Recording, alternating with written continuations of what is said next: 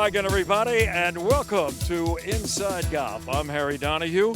You know, when you think of wintertime and golf, what do you think about? Maybe a trip to Florida or Arizona? Well, since the mid-'70s, a group of golfers from the Philadelphia, South Jersey area, when it comes wintertime, they think about the Atlantic Winter Golf League. And today, we're at Linwood Country Club right outside Atlantic City. This is one of the scheduled events, one of several over the winter months of the Atlantic Winter Golf League. We'll talk to Tom Smith. It was his idea to start this thing back in the mid-'70s. He's still running it every week, and the weather couldn't be better for late February at the Jersey Shore. So we'll take a look at the Atlantic Winter Golf League. We'll meet some of the great players, some of whom remember the origins back in the mid-'70s. That's next, right here on Inside Golf. The 24th season of Inside Golf is presented by Destination Montco Golf. 50 courses, over 300,000 yards. Check them out at montcogolf.com. By the First Tee Greater Philadelphia, building game changers. The First Tee not only helps young men and women become better golfers, but most important, better people. Get involved. Visit firstteephiladelphia.org. By Gap, celebrating amateur golf since 1897. By Jersey Man and Philly Man magazine, a digital publication and private business network. Read the current issue, free at jerseymanmagazine.com. And by Inside Golf's partner since 1998, the Philadelphia Pga Section, the experts in the game and business of golf, and celebrating their centennial year. Take time to thank your local men and women PGA professionals. Golf is the great equalizer. For many, this journey is an escape from reality, a chance to be part of a team, a career opportunity. PGA Reach impacts lives through golf by lifting people up, giving them hope, and sending them down an alternate path that they never saw coming.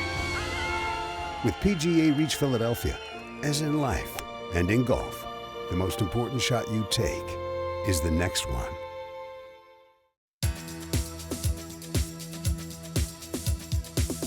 Get everybody going today.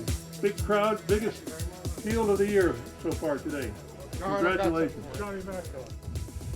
Welcome back to Inside Golf. Today we are at Linwood Country Club, Linwood, New Jersey, right across the bay from Atlantic City. And Tom Smith is the man we want to talk to when it comes to the Atlantic Winter Golf League. Tom, you run this thing?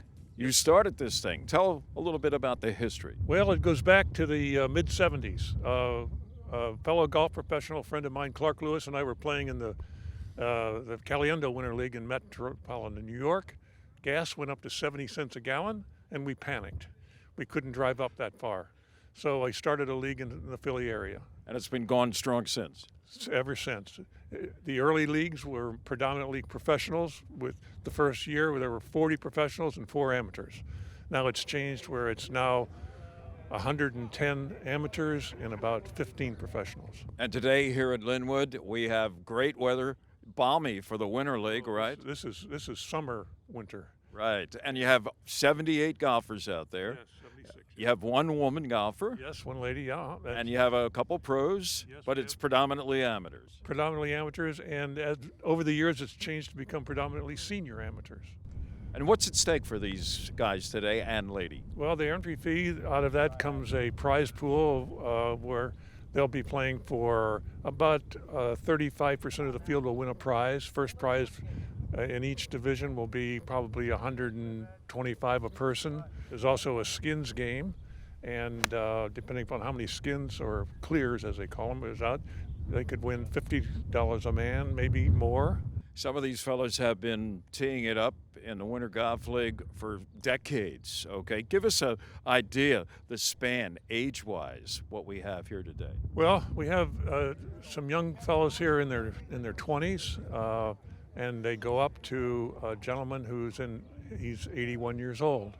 We have some pretty competitive golfers out there, too, in terms of their handicaps. Very much so, and there's a lot of pride, and you'll see these guys talking about their games and their handicaps, and you can see the pride in their faces when they talk about it. It's kind of special, and you would never think that in these conditions, and today is perfect, but we've played in weather when it's been a chill factor under 25. And that gets a little bit dangerous sometimes, but we've done it. How many events do you have, and when does the first event start, and how far into the season, the winter season or spring, does it go? Well, we start in late October, early November. It depends on the Philadelphia Pga schedule, and I can't conflict with their events. So depending upon when their last event is, I start mine a week later. So this year it started the last week in October, and we went right up to Christmas, where we play a Christmas scramble. This year we played it at Running Deer Golf Club. Then unfortunately, due to COVID, we had things changed a little bit, but in any event, we played 19 events. Now, so far this year, due to weather and other items, we've lost 3 events. And the other thing is geography is in your favor, because even as we speak, up in the immediate Philadelphia area, there could be anywhere from 6 to 8 inches of snow on some golf courses. Exactly. Down here at Linwood, only an hour from the bridges, not a snowflake in sight. Drop. And then in the early years when I was at High Point and we were playing, very often we were snow covered. So I would call down to the shore, to Avalon, to Atlantic City Country Club, and say, hey, any chance we could come down? He said, how many players? I said, I don't know, 40, 50. He said, bring them down. We want some bodies on the property. So they loved it. And in the early days, believe it or not, they didn't even charge us a trail fee to play. All they wanted to do is have players, and then the gift cards revenue was fine. You couldn't ask for a better winter day to spend 18 holes of golf. This is one of the best days we've had this year, and as far as I can remember, one of the best days we've had in recent years. So yes, this is perfect. It doesn't get any better than this. Always a pleasure to see you, my friend. Full disclosure, Tom and I go back. We actually did a show together back in a long time ago at 1980. where you were at High Point in Bucks County. Yep. It was the Delaware Valley Open. Yes. Our good friend, I think, Jack Conley and Pete Oakley went to a playoff, and we had the action back when Comcast was just beginning as a cable company, and it goes back a long time. It was the very first event sporting event that Comcast ever televised. A lot of memories. Good to see you again. A lot of good. Great to see you, Harry. And congratulations with the Atlantic Winter Golf League. Who'd have known back in the 70s, because of the price of gas, we'd be standing here at Linwood today. Never would have believed it, but it sure worked out well, and I'm very happy for a lot of the great memories that it's produced, yes. Lady and guys, folks, again, welcome to Linwood Country Club, and good morning. Jeff, you've been in the section, the Philadelphia section of the PGA for a while. You've been here for 3 years. What's it mean for you to host annually one of these Atlantic Winter Golf League events? I think most course operators, certainly appreciate some activity and action in the wintertime. 3 years here, I made sure that I had, Tom and I go back a long ways as well. I'd played fairly competitive in his league for quite a while. I was 18 years at Sea Oaks prior to here, and for those full 18 years, we had Tom's league there as well. I just, you witnessed today the number of guys. I'm standing in line, shaking hands, saying hello, going over memories, and just great stories, and that's what it's all about. Yeah, that's what golf is always all about. Now, you got the home field advantage here if you want to go out and play, but I don't see you with a golf club in your hand. Let's make it fair. Let's keep it fair for the guys. I want them to come back. Well, I'm sure they appreciate, though, you having them here as the host. You got great weather. This is a balmy day at Linwood in February. 39, 5 degrees, 5 miles an hour. It's fantastic. You can see behind us the backdrop, the sunlight. I'm sure the guys are going to enjoy themselves today. Thanks for what you do for the game of golf. My pleasure to be a part of it.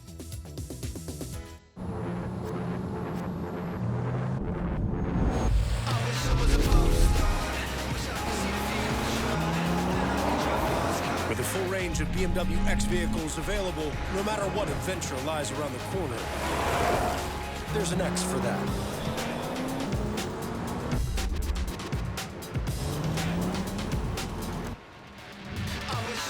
Hurry in and lease a 2021 BMW X3 xDrive 30i for $449 a month.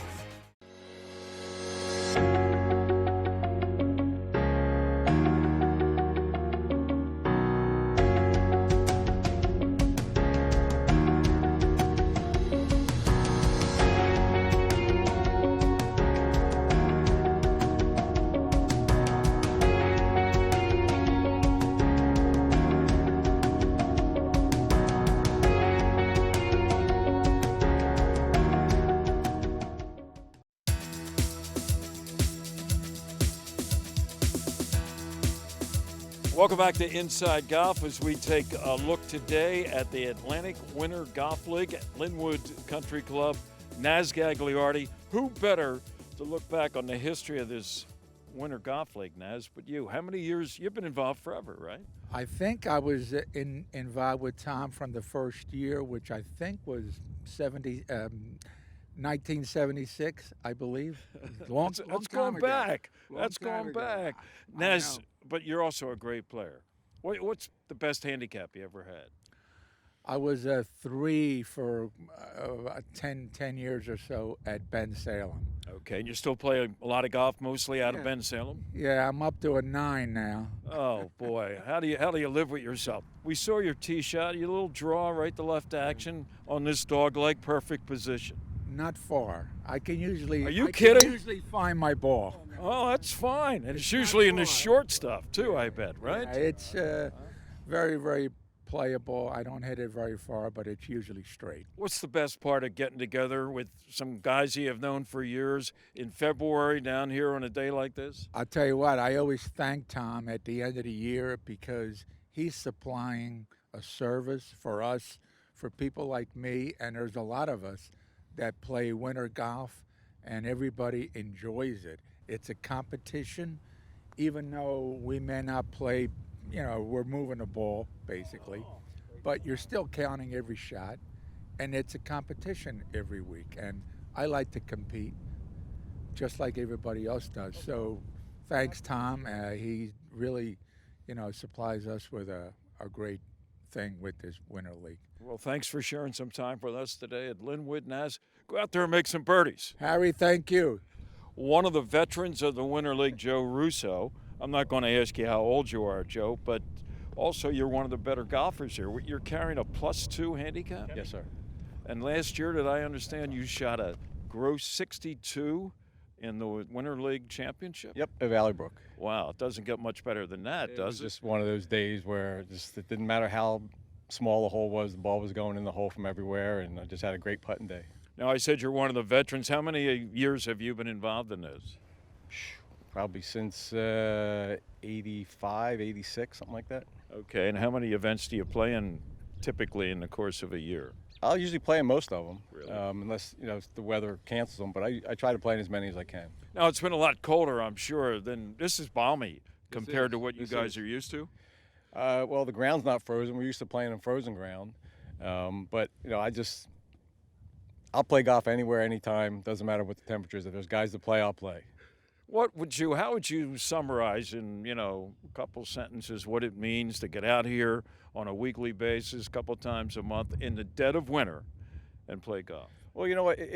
I love to play golf. I love the game of golf under any conditions. But I was telling my wife, I said, at our age now, my age now, you look at the younger guys and say, man, I remember when I used to do that. And then you look at the older guys and you go, man, that's what I'm going to be. So it's fun to see the guys come out, the same guys year after year after year, and how their game is evolving, and it's just fun to come out and see the guys and compete. Well, good luck today, Joe. Thank you, sir. I appreciate it. Donahue's jinxed me. We better leave you alone. No, hang out. Dave Ripper from Bridgeton, New Jersey. Birdie putt off the green, huh? Yeah, was a little tricky one. Looked like it went went a little left in the beginning, back right at the end. Just got lucky and hit it to the right spot. You and your partner are off to a pretty good start. You're 2 under after 2 holes. Can't get much better than that. Dave, tell us, how often do you play in these Winter League events? I get out here as often as I can, depending on the weather, kids, work, all that jazz. What's your day job? Corrections officer. Okay. All right. Well, you're doing pretty well out here correcting your bad strokes, huh? Yeah, I'll take it. Good luck to you. Thank you, appreciate it. Nancy Pivick, you stand out, huh? The only female in the field today. How's that for you? Playing a lot of these events, Nancy? No, this is only my second one. I'm not a member of the club. I'm a guest of my brother who's a member. Okay. And To play with him in these scramble events. we saw that tee shot pretty good right down the right side. You got a good look into this slight dog leg left. Yeah, thank you. I lucked out with the camera on me. How long have you been playing golf? Oh, since I was 11, so a long time. Okay. And I see you have Women's Golf Association of Baltimore here on your wind jacket or whatever. You from the Baltimore area? I am. I live in Baltimore, so. Okay. So you just came up here for this event? Yes. All right. You hope to win? You show these guys who's boss or what? I hope so. Hopefully my brother will help me out some. What's your handicap? 12. 12. Okay. Well, I'm sure your brother's glad he has you as a partner after watching that tee show. Yes, I hope so. He better contribute. All right. Dave Smith, Cape May Courthouse, New Jersey. I asked him what his handicap was. He said somewhere. Whoa. When they start saying somewhere around, I got to watch guys like you. Somewhere around an 8. How you doing today, Dave? Not bad. We're on a third hole. I think we're 1 under. So you think? See, there's one. He doesn't even know his score. You got to watch these guys. You've been playing. You told me you've been playing in these things for about 20 years, huh? You must really enjoy the game. Yeah, I enjoy the game. I started playing in somewhere around '92, so I've been playing almost 30 years. Okay, and you don't mind when it gets real cold? This is a nice day compared to some of the conditions, huh? This is a great day. You guys in Philly, you can't play right now. No, that's why we came down here. We follow the sun. Right. Exactly. Well, listen, thanks for taking time out. Good luck, and remember, somewhere around an 8, he's probably somewhere around a 3. Good luck to you. Well, from the Philly section, Dan Hoban, head pro at Middletown. How many of these events do you play in during the wintertime? Typically anywhere from 15 to 20, depending on the weather. It used to be, you know, the heck with the weather, I'm going to play. But as I'm getting older, you know, the bones don't like it when it gets really cold. Yeah, the ball seems to be going pretty good. The greens are running pretty good here today, huh? Greens are great. The ball's not going too well for me right now, but that's why I have a partner. And you know, I can't say enough about the opportunities that Tom and Pat and Al put together for us, for everybody in the league, not just the golf professionals, but all the guys. And you know, it gives us an avenue to play. I mean, there's a lot of us that are golf professionals that we don't have the time to play in events. You know, even though the Philly section runs a phenomenal schedule, but a lot of us don't have the time to be able to play in a lot of events. So something like this in our off season is phenomenal. You know, I look forward Fridays. I look forward to every year. We'll let you go. Go out there and make some more birdies. Like I said, thank goodness. The day's getting shorter. Thank goodness I have a partner. All right, stay with us. More to come on Inside Golf. Next up, the Teed Off panel.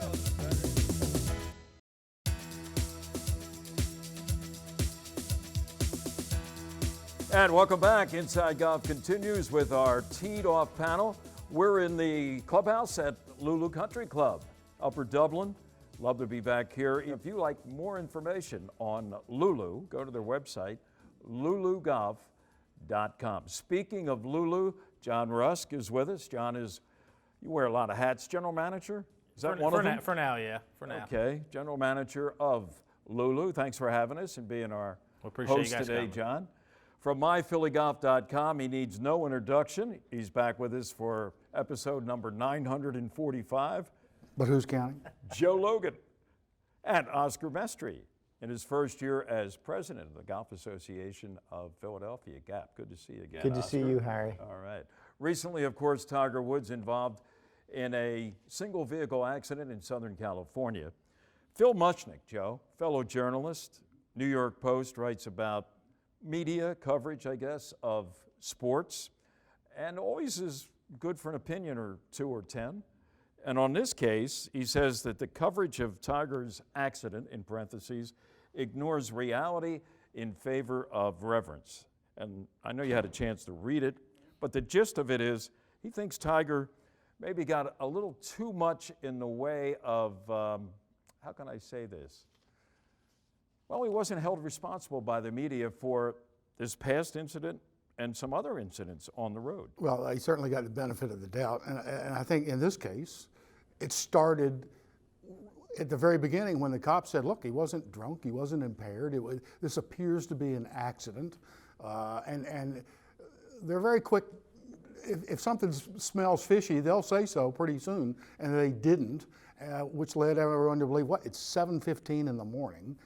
He's probably, I don't think he's going to be drunk at that hour. I don't think he's going to be on drugs. So what possibly could have happened? But, you know, Mushnick, I agree with him. Tiger, over his long, storied career, has been given the benefit of the doubt many, many times. And I think that's a factor, a function of the fact that he carried golf on his shoulders for years.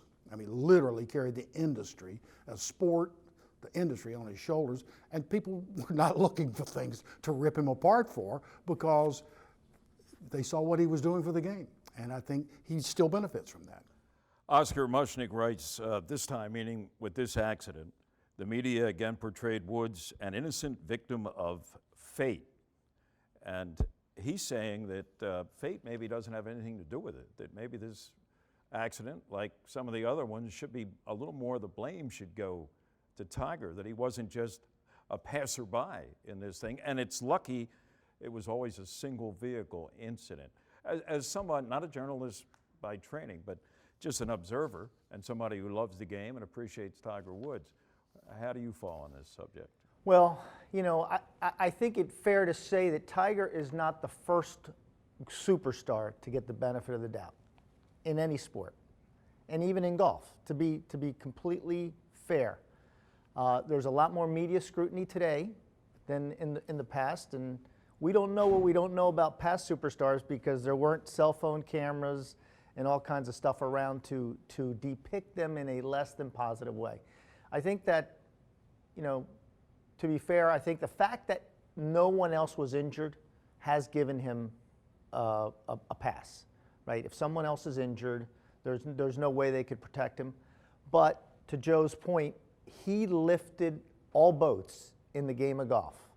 The money these individuals are making today, the reverence, the thank yous, the reach outs that they are giving him today is all because their pockets got lined along the way, and they realize that. So I just think that's a fact of life. You know, it'd be interesting to see if any more reporting comes out of it. But he has done a lot of good for the game, and I think people are just, for now, choosing to only focus on the good. John, once again, you're not a journalist, but I'm sure you had some thoughts based on what you saw, the coverage of this event and previous events regarding Tiger Woods. Let me throw this out there, and I'm be curious, I'm sure Joe would have an opinion, but I'll start with you. If this had been Captain America, Patrick Reed, who certainly gets a lot of scrutiny, not for vehicles, but other things, would it be handled the same way? No, to go back to Oscar's point, is superstars get different treatment. They just do. That's the way America works. Patrick Reed would have got vilified, as he does for shoveling sand out of the bunker or his ball not bouncing in the rough. But do I think Tiger did anything wrong? I think it was an accident. An accident's an accident. I don't think he was drunk. I don't think he was on pills. 7:30 in the morning, he could have been texting. He could have fell asleep at 7:30 in the morning. I think it was an accident, and that's how I look at it. Do you have an opinion on Patrick Reed and how he would have been handled? Yeah, one point I'd like to make, knowing something about how newsrooms work, is part of this gets into the issue of it slops off of the sports page and into the news pages. Most sports writers who write about golf are not comfortable writing police stories and investigations, and it gets out of their comfort zone. And then who takes it over? The city desk or whatever? It's kind of a gray area. And you know, newspapers or media, I mean, TMZ will jump on it for sure, but I mean, look at, I don't know, the New York Times coverage. Moved off the sports page pretty quickly, I think, and I don't know. Who knows, there may be some more video to come out. Probably will come out. TMZ will certainly be there. Gentlemen, thank you. Stay with us. More to come on Inside Golf. They're not just familiar faces. They're your friends and neighbors. It's their small businesses, a beating heart that makes a neighborhood a home. The places with a pick-me-up or a story that inspires, where you can share a taste of comfort with a personal touch that makes our world shine a little brighter. Support small and make a big difference. Make it local. Make it Main Street. Make it Montco. For over 2 decades, First Tee has created experiences that build character. We believe every kid deserves to feel supported, safe to try something new, and to be prepared for what comes next. We develop their swing, but more importantly, their inner strength. Because we know what's inside doesn't just count, it changes the game. Come join us at First Tee.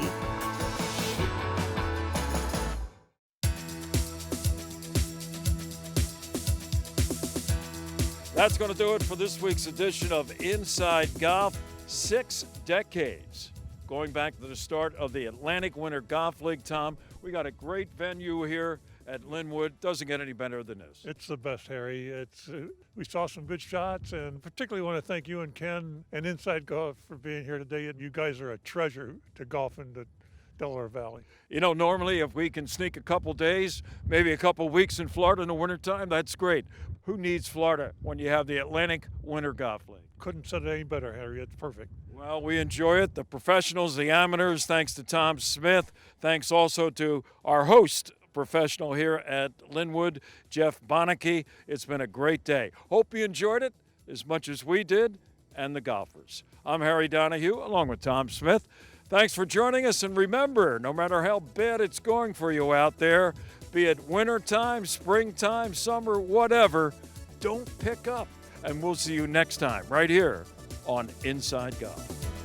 The 24th season of Inside Golf is presented by Destination Montco Golf. 50 courses, over 300,000 yards. Check them out at montcogolf.com. By the First Tee Greater Philadelphia, building game changers. The First Tee not only helps young men and women become better golfers, but most important, better people. Get involved. Visit firstteephiladelphia.org. By Gap, celebrating amateur golf since 1897. By Jersey Man and Philly Man magazine, a digital publication and private business network. Read the current issue, free, at jerseymanmagazine.com.